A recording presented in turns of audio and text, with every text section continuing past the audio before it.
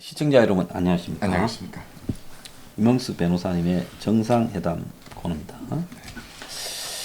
자, 서울행정법원에 우리가 이 진단 키트, 네. 미국 네네. 지금 수출에 대해서 선거 전날, 네. 총선 전날, 네. 작년 여기에 대한 각종 정보 공개를 요구하는 네. 그런 소송을 냈죠. 네네. 우리가 그런 소송을 낼 때는 그 소송이 수출이 자연스러운 게 아니라 어딘가 당시 문가리 정권과 당시 트럼프 정권 사이에 네. 거래에 의해서 네. 이 진단 키트를 의도적으로 선거 전날 비행기가 와서 미국의 연방재난청 비행기가 와서 싣고 가고 또 트럼프하고 문이 이걸 갖다가 한 20일 전부터 떠들어대고 이러한 것이 선거에 영향을 미쳤다. 네. 그래서 정치 쇼를 했다. 지금 미국의 이 FDA 관련 법적 규정이나 이런 걸 보면 수출하는 상황이 못 되는 거였다. 그렇습니다. 그런 의심에서 우리가 이 수출에 지금 의혹이 있다고 제기한 거 아닙니까? 그렇습니다. 자, 이 결과가 지금 뭐 나왔는데 이 좀 설명을 좀 해주세요. 네네. 결론적으로 이제 일단 말씀을 좀 드리면 2020년 3월 28일 이제 총선을 정말 얼마 앞두지 않고 이제 강경호가 장관이었던 그 외교부가 그 한국 3개 진단 키트 제조 그 3개사에 대한 미국 FDA 사전 승인 혹은 잠정 승인이 결정되어 있음을 확인할 수 있는 미국 정부의 공식 허가 서류는 외교부에 없다. 그 다음에 어떤 뭐 이 부분에 대한 뭐 수출 계약서라던가 이런 것도 외교부는 없었다. 없었음에도 보고를 했고, 다만 외교부가 가지고 있는 문서는 무엇이었냐면 이제 2020년 3월 28일 이전에 이제 그 미국의 어떤 모처로부터 뭐 아직 저희가 이제 그 내용을 못 봤기 때문에 확인할 수는 없었지만 모처로부터 관련된 메일을 이제 외교부 사이에 나눈 것이 있는데 이것이 여기에 이제 FDA가 이제 한국 그 진단키 제조사에 대한 뭐 사전 또는 잠정 승인 결정되었음을 통보해줬다는 것인데요. 이제 그 내용이 있는데 이 내용에 대해서 법원은 공개를 거부한 외교부의 처분은 부적법하다. 취소되어야 된다고 판단을 해놨습니다. 그래서 외교부는 이 관련된 메일이 뭐 미국과 한국 사이에 외교상 비밀로서 이것이 공개되었을 때는 국익이 침해될 염려가 있고 뭐 이러고 저러고 한 구구한 이야기를 했지만 한마디로 법원은 그런 거 잘 보이지 않고 이것은 이제 국민들에게 공개되어야 될 정보라고 판단을 하였습니다. 그래서 이에 대해서 사실상 저희가 이제 정보 승소한 거랑 마찬가지라고 생각이 좀 들고요. 말씀드리는 것처럼 결론적으로 외교부는 진단키트 수출이라던가 승인에 대한 구체적인 내용이 없이 모처에 미국 관계자로부터 메일을 받은 것만으로 3월 28일 그렇게 떠들썩하게 보도자를 내서 선거에 아주 부적절한 영향을 미쳤다는 것이 확인되다고 생각합니다.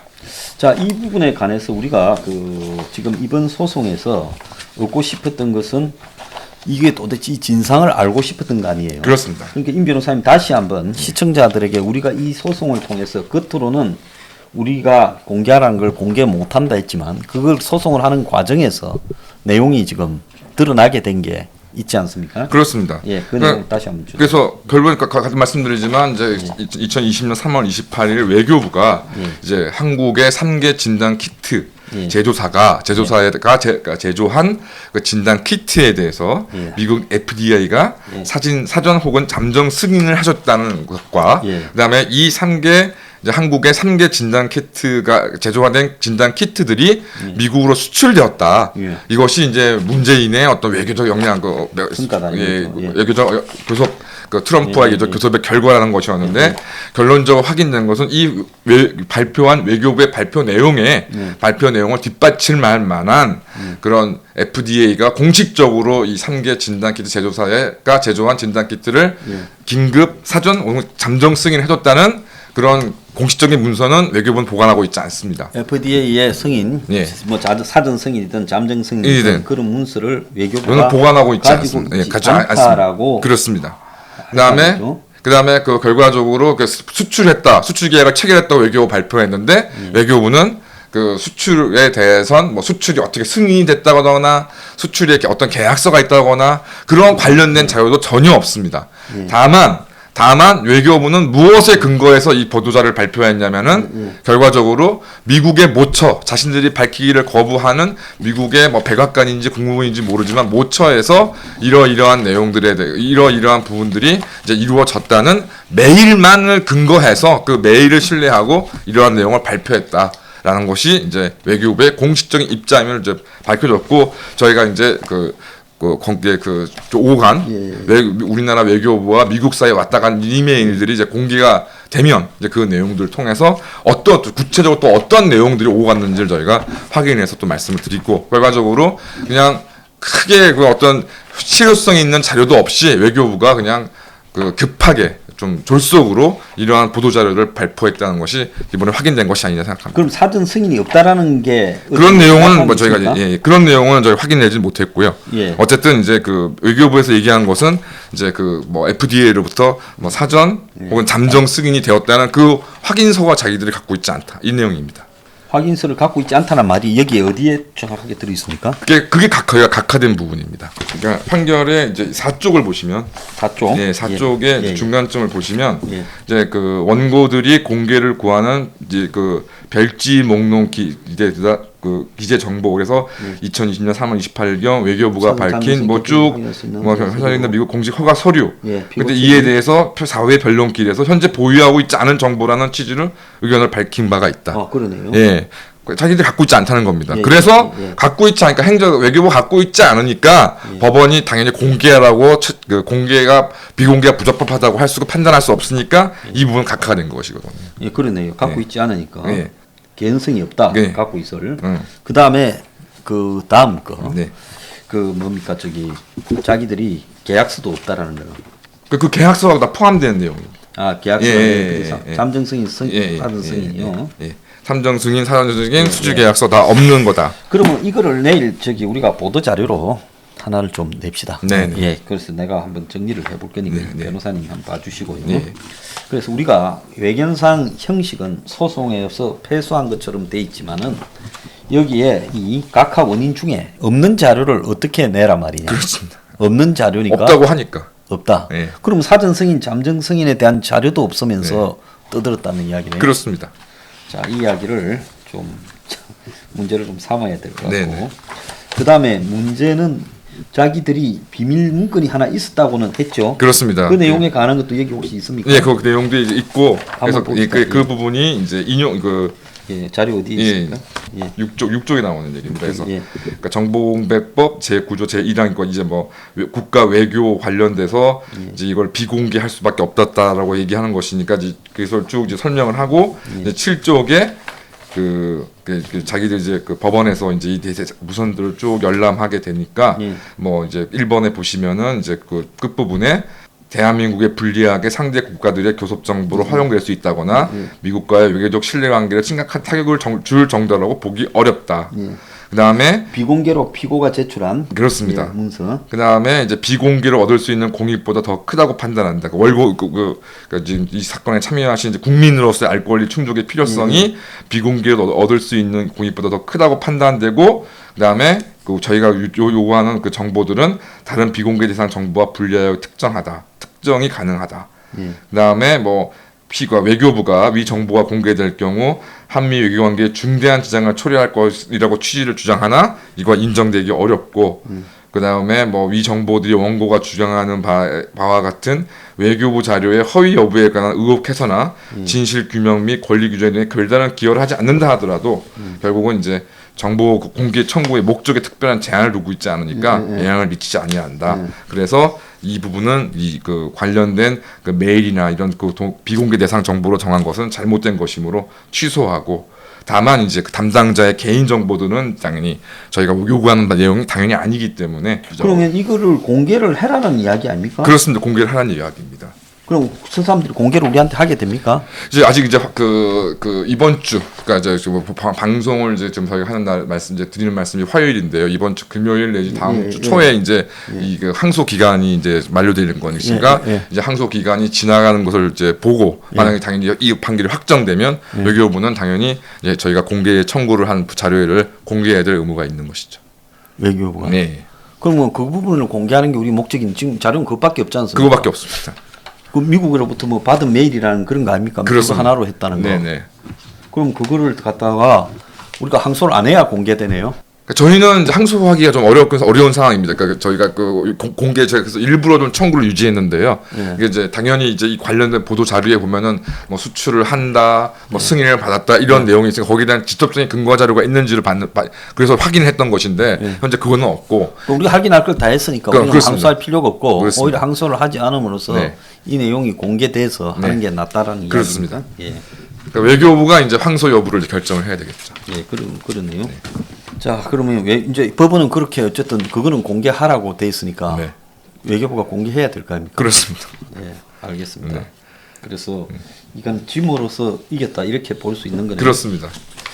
여기 보면 소송 비용은 우리가 이거는 뭡니까 이거는? 예, 소송 비용 중 6분의 1 저희가 6개를 청구했는데 예. 5개가 각하당했으니까 예. 그래서 이제 저희가 부담하는 거고 예. 6분의 1은 이제 피고가 부담한다 되겠습니다. 6분의 1은 피고가 부담한다. 예, 외교부가 부담하고. 여기 우리한테 그럼 좀 줘야 되는 그러니까 결론적으로 저희가 이제 다 해야 되는 건데 뭐 그거까지 지금 그게 중요한 게 아니라 어쨌든 예. 외교부가 공개할 수 없는 자료라고 저희가 했던 것을 예. 저희가 공개를 공개를 받았고 못했다. 예. 뭐 구체적인 내용은 제가 열람하지 못해서 제가 말씀을 못 드리겠습니다만은 어쨌든 이게 이제 전반적으로 이 진단 키트 수출에 관한 그 FDA의 사전 잠정 승인이란 부분이 과연 그 오고 가고 있는 메일에 그런 내용들이 표현들이 있는 것인지 또 그것을 저희가 미주어 짐작할 수 있는 것인지 등등에 대한 1차적인 좀 기본적인 의문은 좀 해소될 수 있지 않을까 생각이 좀 듭니다. 그래서 그걸 받아보면 대충 나머지를 추정하는 거고 사전 승인이나 잠정 승인은 지금 자기들이 없다는 거 아닙니까? 그렇습니다. 그래서 뭐 그러니까 저희가 이제 공개되는 자료를 근거로 해서 제가 볼 때는 추가적으로 그러면 미국 정부라던가 이쪽에 예. 뭐 이렇게 저렇게 되고 있는데 그러면 이게 강경화가 사전 승인, 잠정 승인을 갖다가 이야기를 하지 않았습니까? 그렇습니다. 직접 브리핑으로요?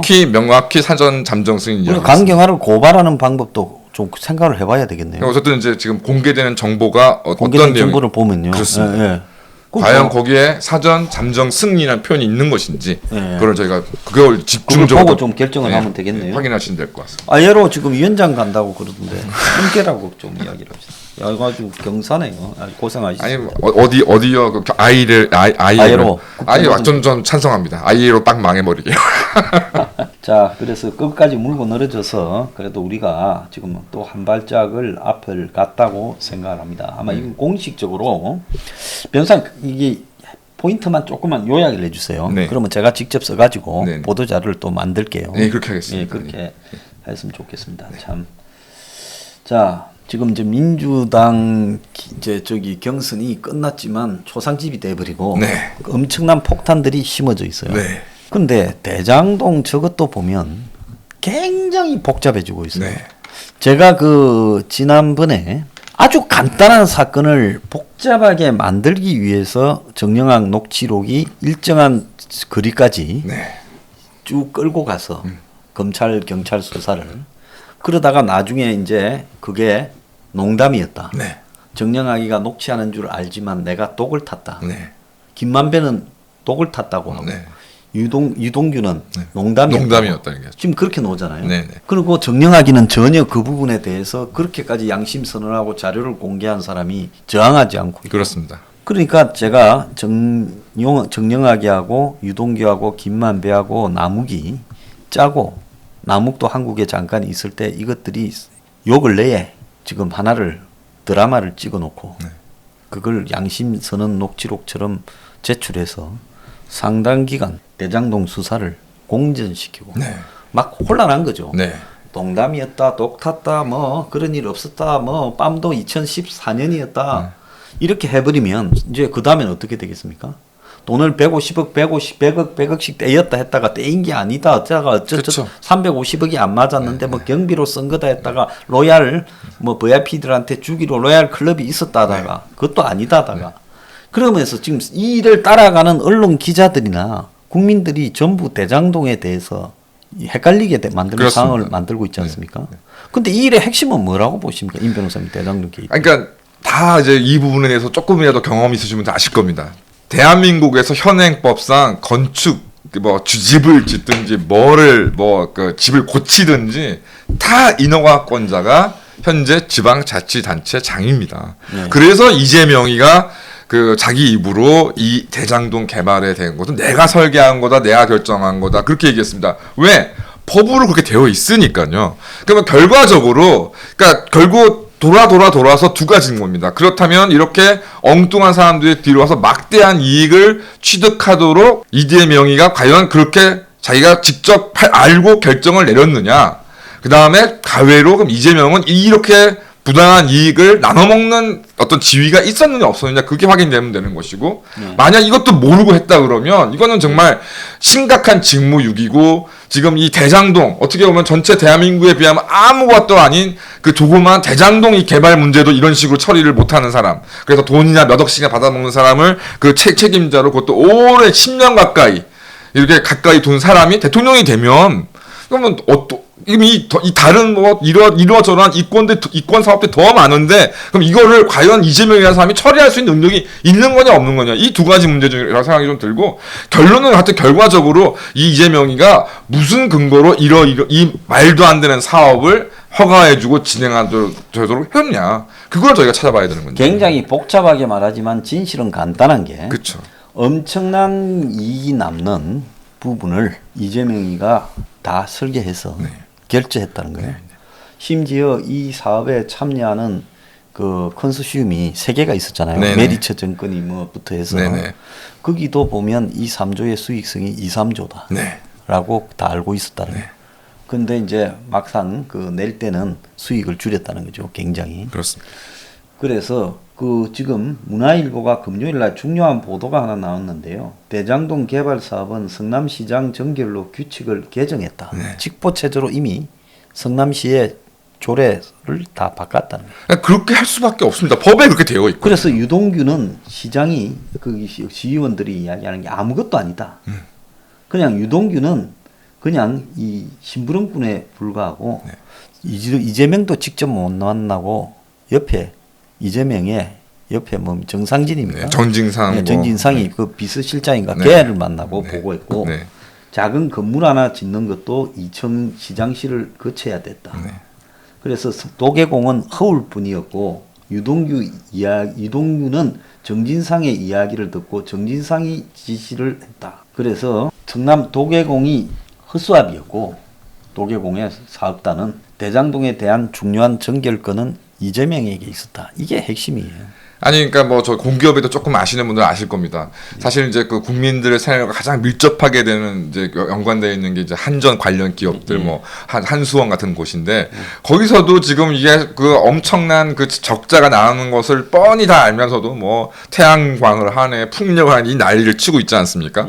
그래서 국가 공기업 같은 그래도 보는 사람도 있고 규정도 그래도 나름 준비되어 있는데도 이런 일이 벌어지는데 경기도 같은 경우에 경기도에 있는 산하 공기업 같은 경우에서 거기서 공기업 대사장도 아닌 거기에 일개 뭐 본부장이나 국장이 이런 일들을 다 알아서 처리한다? 속아 웃을 일이고요. 만약에 유동규가 뭐 나서가지고 뭐 혼자서 정말 이재명이나 이런 거 없이 혼자서 이렇게 해라 저렇게 해라 돈 달라 그런다고 줄 사람이 누구 내 있어요? 거다. 이 말을 또 더 나아가서 뭐 그 저기 돈 갖고 오라고 내가 그렇습니다. 뭐 항상 뭐 그렇게 뭐 말을 했다. 그런 게 있긴 바로 신고 들어가죠. 예.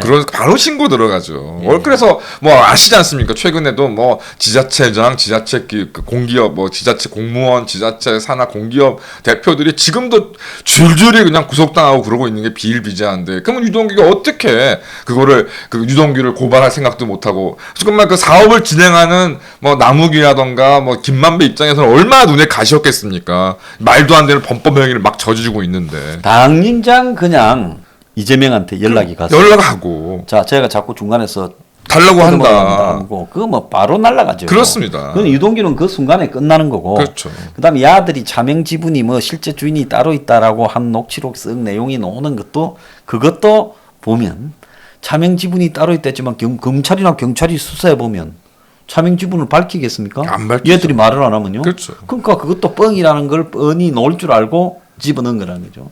여기서 핵심은 정영학이나 남욱이나 김만배나 유동규 말이 중요한 게 아니라 수사의 방향은 그렇습니다. 이재명이 모든 걸 결제했고 유동규는 허수아비였다라고 보고 저렇게 벌어먹는 구조, 1조 원을 벌어먹는 구조를 땄을 때 이것이 업무상으로 이재명이 직접 배임을 저질렀다. 그래서 거기에 수익은 높여주고 공익성은 낮추는 방향으로 직접 배임을 저질렀다. 원하는 데 다 해줬잖아요. 용적률 확 올려주고 그렇습니다. 임대주택 낮추고 네. 다 해줬잖아요. 그렇습니다. 또 강제 수용해주고. 네. 그러고는 또 그걸 갖다가 7% 얻어갖고 배당금은 거의 다 갖고 가고. 그렇습니다. 성남시는 1,830억 현금밖에 못 갖고 네. 나머지는 공사비죠. 그렇습니다. 그런데 오늘 그것도 또 이야기가 나왔어요. 김은혜 의원이 이재명 시절 단돈 100만 원도 이재명을 통해야 됐다. 보도블랙 하나도 이재명이 됐다. 이재명이 가져간 규칙 개정 등 정보 공개를 갖다가 청구하겠다. 대장동 있는 터널 공사비 600억이 아닌 271억이다. 지금 이렇게 말하지 않습니까? 네. 그래서 5,503억을 환수했다는데 공익 환수. 터널에 들어간 거는 600억이 아니고 271억이다. 나머지 돈은 어디 갔냐?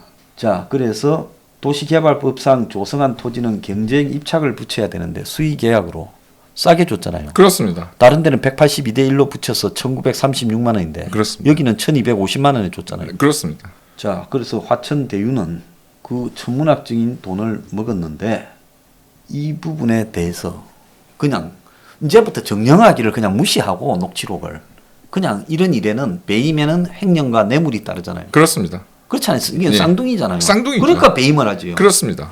그러니까 지금 저 다 떠나서 자, 뭐 김만배가 그 화천 대유가 자기 거라고 그러는데 그럼 도대체 김만배는 왜 이러저러한 그 법조인들 고위 법조인들을 만났고 직근대. 예, 그리고 또 그 공교롭게도 그 사람들은 다 이재명의 공직선거법 위반 사건에 예. 다 주요한 변호들을 맡았습니다. 예. 그럼 이게 그게 도대체 얼마의 수임료가 왔는지 공개되지 않고 있고 그러면은 최소한 김만배와 이재명이 워낙 오래전부터 내지는 그 당시에 너무 뗄 수 없는 그런 지인이어서 뭐 김만배가 도와줬다던가 지금 이 말을 또 그것도 어떻게 갖고 가는가 하면 나무기가 예. 법적 문제가 생기고 하니까 법조팀 경력이 많은 김만배하고 상의를 하면서 김만배가 이제 이 일에 끼어들어서 네. 3인 구조로 가게 됐다. 뭐 이런 헛소리까지 하고 예, 있어요. 예.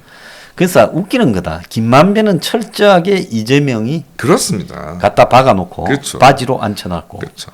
그리고 저 민간인 하던 또 꾼들도 좀 필요하니까 왜냐하면 돈을 많이 벌어야 자기한테 많이 돌아오니까. 그렇습니다. 예? 이재명 입장의 만약에 나쁜 놈이라고 본다면 그렇죠. 자기 돈을 많이 벌어야 많이 돌아오니까 많이 벌게는 해주는데 쟤들이 또 필요는 한 게 쟤들이 또 있어야 저 만약 쟤들을 완전히 팽시키면 쟤들이 성남시에 토지 작업 해놓은 52%가 있었다며 그렇습니다. 그걸 들고 버티고 소송 내고 하면 이재명이 못 해먹잖아요. 그렇습니다. 자기 임기 안에. 예. 그럼 해먹으려면 쟤들도 끌어와야 되는 겁니다. 또 쟤들이 또 시행을 직접 해야 돈을 더 많이 버는 거고. 그렇죠. 또 시행을 하려 그러면 거기에 돈이 또 한 전체 시행비의 한 10%는 필요하잖아요. 그렇죠. 7천억이 필요하다면 땅값이 네. 700억 정도는 쟤들이 어디서 끌어와야 돼. 그렇습니다. 그러니까 그런 것들을 하기 위해서는 필요하니까 너들이 일정하게 먹고 나머지는 다 상납해라.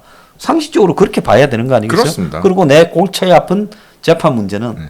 이거는 너들이 엄청난 변호사들을 다 끌고 모았어. 정관 예우까지. 그렇습니다. 아주 뭐 대법관까지 다 구워 삶아서 해결해라. 네. 뭐 그런 거 아니었겠어요? 그렇습니다. 그러니까 김만배가 예를 들어서 그 일을 하기에는 김만배만큼 적합한 사람이 없으니까 없죠. 김만배를 거기 박아놓은 겁니다. 그리고 그거 외에는 설명이 안 됩니다. 그러니까 김만배는 법조팀 경력만 뭐 10몇 년 된다 그러죠. 그렇습니다. 그러니까 일간지에 법조팀 경력만 10몇 년 되고 온갖 저기 유명한 검사 판사들하고 선후배고 뭐 이러니까 선배하고 다니니까 김만배가 있어야 이 일을 수습하고 또 돈까지도 거기서 결제하고 하는 일이 원만하니까 한 게 아니겠어요? 네, 결론적으로 말씀드려도 저는 이렇게 말씀드릴 수 있습니다. 그러니까 이게 어떻게 보면 너무 나쁜 게 나쁘다고 제가 비판하는 게 아니라 대한민국 특히 좀 고위급의 법조인들, 특히 고위급의 법조인들을 좀 상대해 보신 분들은 아시겠지만 솔직히 그 분들의 대부분은 형님 동생 없습니다. 이거죠. 수임료 주고 받아야 그때 형님 동생이 되는 예. 거지. 그거 수임료 안 주는데 예를 들어 김만배 아무리 김만배가 아니라 법조계 무슨 법조기자 할아버지가 와가지고 예를 들어서 뭐 그런 전직 대법관이나 검사장한테 당신하고 나하고 형 동생 사이니까 좀 싸게 해줘. 절대 그런 일 없다고 제가 단언드릴 수 있고요. 설사 이재명 사건 가지고 이게 어떤 게 생기는 게 없었던 게 나중에 확인된다 하더라도 다른 급부가 있으니까 이분들이 여기다 이름 올리고 다 참여를 하신 거지. 예를 들어 문제 뭐 지금 뭐 거론되고 있는 사람 중에 저기 뭐야 나승철 전 서울 변호사 협회장, 뭐 강찬호 전 검사장, 뭐 박영수 특검 뭐 이런 분들이 성남 수정원에서 활동하신 적도 별로 없으신 분들인데 이런 부분들이 뭐 이재명과의 인간관계, 김만배와의 인간관계 이런 것 때문에 뭐 주고 받고 변호인단에 이름 올리고 김만배를 대법원에서 만나주고 자, 그 사람들한테 엄청난 대가를 약속함으로써 그렇습니다. 김만배가 그럼 이재명 본인이 할 수 없는 거 아니에요? 그렇습니다. 그러니까 그 친구가 하게 하면서 그러니까 자기가 말할 수 없는 그를 김만배가 다 말을 하고 다니면서 그렇습니다. 대가도 자기가 아닌 김만배 쪽에서 나가도록 주는 걸로 하고 그렇게 해버리니까 이 일이 그야말로 수습이 돼버리는 그렇습니다. 양상으로 간 거 아니겠습니까? 그렇습니다. 자, 뭐 사실 이재명이라는 정치인 입장에서야 선거법 위반 사건이 정치적 생사, 대통령이 되느냐 마느냐를 좌우하지만 솔직히 말하면 그걸 기소하거나 뭐 끌고 가는 검찰이나 또 판사 입장에서 봤을 때는 큰 사건도 아니죠. 큰 사건은 아니죠. 아무것도 아니죠. 그렇죠. 예, 그러니까 돈으로 갖다 발라서 해결했다는 게 인맥을 엄청나게 땡겨가지고. 그래서 가만 이제 이런 생각이 있었던 것 같습니다. 그러니까 이제 이재명의 이제 공직선거법 위반 사건이라는 게 그렇다고 뭐 감방을 가거나 맞아 뭐 그런 실형을 사는 사건은 아닌데 이제 문제는 대선에 출마할 수 있느냐 없느냐. 예. 그게 이제 문제가 되다 보니 결론적으로는 이제 이재명 같이 약점이 많은 사람이 대선 자체 출마가 봉쇄되어 버렸을 그리고 경우에 경기도 지사도 날라가 버리게 버리고 되고 정치 생명이 끝나게 되면은 진행하고 있는 엄청나게 많은 건수들이 그- 다 날라가면서 나중에 거죠. 깜빵으로 갈 수도 있는 그렇습니다.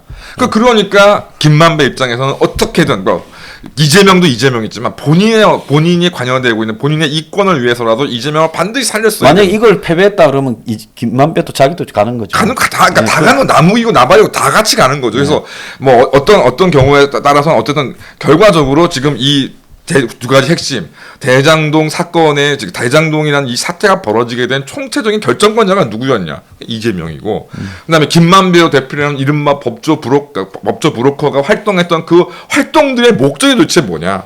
화천 대유의 어떤 그런 것들의 비리를 감추기 위해서 전 그것보다 이재명 구하기가 김만배에게는 영순위의 업무였던 것이죠. 이재명이 살아야 자기도 살고 다 산다. 예, 다 산다. 그런 목적에서 이 사건이 진행되었다. 그럼 검찰이 간단한 거 아니에요? 그렇습니다. 자꾸 녹취록 듣고 이야기할 게 아니라 그렇습니다. 그거는 사항 파악하는 정도로만 하고 네. 이제 녹취록을 버리고 그렇습니다. 배임과 횡령 뇌물, 재판 거래 네. 이 부분으로 집중해 들어가야 되는 거 아니에요? 그러니까 성남시부터 당연히 압수수색을 먼저 성남시부터 압수수색을 해서 관련된 자료들이나 이런 것들, 네. 결정들, 공문들 이런 것들 쭉 살펴봐가지고서 도대체 이 대장동 사업이라는 게 누가 어떻게 구체적으로 결정을 했는지만 밝혀지면 그리고 이 사건의 실체가 금방 다 파악될 수 있는 것이고 그래서 이제 결론적으로 뭐 요즘에 원희룡 후보 같은 경우가 뭐 대장동 1타 강사 물론 여기 진짜 1타 강사에 계시긴 하지만 네. 뭐 이런 얘기들 그러니까 그래서 원희룡 지사가 물론 똑똑한 분이고 여러 가지 대단하신 분이긴 한데 그분의 이게 어려운 게 아니라 저희가 드린 바로 이 말씀인 거 누가 결정을 했고 법조인들은 누굴 위해서 움직였는가 그다음에 윤석열 후보 같은 경우에도 이거 당장 이게 검찰이 뭐 하고 있느냐 몇 군데를 동시에 압수수색해가지고 자료만 확보하면 끝나는 일인데 라고 얘기했던 이유도 거기에 있다고 생각합니다. 자, 그래서 이 일은 이제는 정영학 녹취록이니 이런 걸 가지고 언론을 끌고 가는 건 그만 좀 했으면 좋겠습니다. 그렇습니다. 자, 다음 시간에는 저 쌍방울 좀 이야기합시다. 네. 예? 그것도 또 보니까 조폭이 나와요. 하여튼 참 이재명의 어떤 삶이라는 게 참 대단한 아니, 뭐 주변에 친구들이 다 조폭? 그러니까 그래서 처음 뭐 자신 본인은 뭐 노무현 제2의 노무현이다. 요즘에 뭐 전태일 열사까지 얘기가 나오는데 제가 볼 때는 그런 분들보다는 저기 20년대 알카포네나 뭐 이런 분들하고 아주 잘 어울리는 분인 것 같습니다. 예. 자, 오늘 임원수 변호사 모시고 2부 마치겠습니다. 자, 감사합니다. 감사합니다.